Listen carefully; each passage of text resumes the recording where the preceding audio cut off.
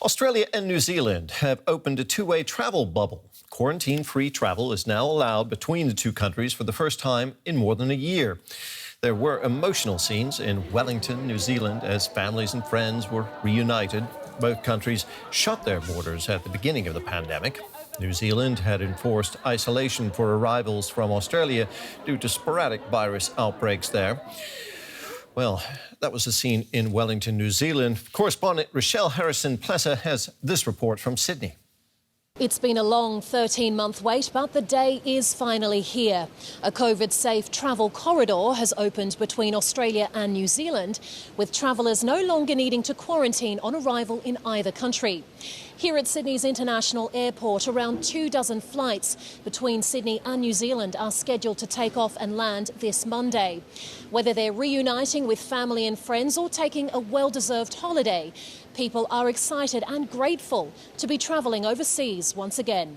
It was really weird feeling to be allowed to, and you almost feel like you're breaking the rules a little bit. So yeah, so it was quite exciting. Yeah, it's so great to have this opportunity. We just haven't been on a plane for so long. It's kind of nice to be able to go somewhere, get back on a plane. Yep. We usually travel quite a bit, so it's been a long time. We haven't seen each other for 14 months.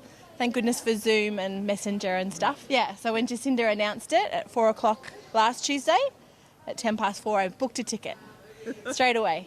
This is only the second travel bubble to exist in the world. The first was set up between Taiwan and Palau earlier this month. Both Australia and New Zealand are virtually COVID-free after taking a tough stance and closing their international borders early on in the pandemic. It's great to see that perhaps we're on travelling down that path of recovery. Now, many travellers may be dreaming of exotic getaways in faraway destinations, but this will have to do for now. Australian Prime Minister Scott Morrison has dashed hopes of long-haul travel happening anytime soon on Sunday, saying he's in no rush to open the country's international borders, though this may be a first step towards future travel bubbles with other COVID-safe countries.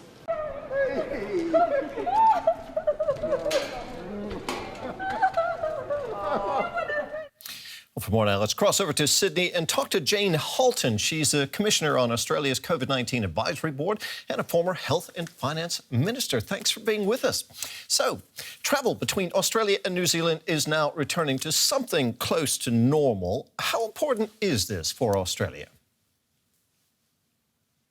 Well, Australia and New Zealand, of course, have a very special relationship, and there's been free movement of peoples between Australia and New Zealand for years, and there's lots of families that are split across the Tasman. So I think for many, many families, this is such an important day. The opportunity to go home, doesn't matter which way you're going, but to go and see your family and friends is such an important part of what's been, I think, really rather a difficult period for all of us. How are people in Australia responding to this? It must be a huge boost for their sense of well-being. Well, exactly. And I think everyone's been feeling very constrained, shut down, hemmed in, and the opportunity to actually go somewhere for a holiday, I think, is something that is such now, it seems a luxury, that it's made an enormous difference actually to people's psychology. They're feeling quite upbeat about it. So in Australia, instead of just being able to travel domestically, now people can go to one of their favourite travel destinations, New Zealand. And similarly, our Kiwi friends, cousins and relations can come this way. So it's really an enormous stimulus, not just to emotions, but also, can I say, to the economy. Now, you serve on the advisory board for the COVID-19 advisory board there in Australia as a commissioner. You're former Minister of Health. Does Australia have any lessons in handling the pandemic that other countries might benefit from?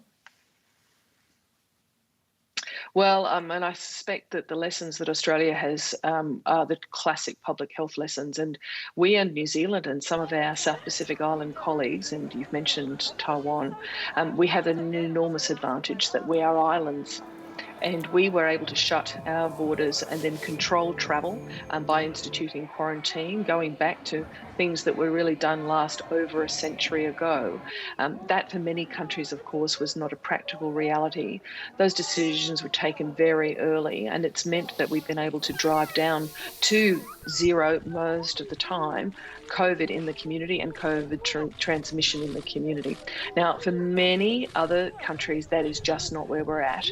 And so I think the lessons are for the future, not necessarily for this pandemic. But I do think in the future, rapid action in public health, rapid attention to getting viruses wherever they first emerge under control and ideally eliminated is exactly what we should be learning for the future. Ms Halton, thank you very much for talking with us. That was Jane Halton, a Commissioner on Australia's COVID-19 Advisory Board and a former Health and Finance Minister.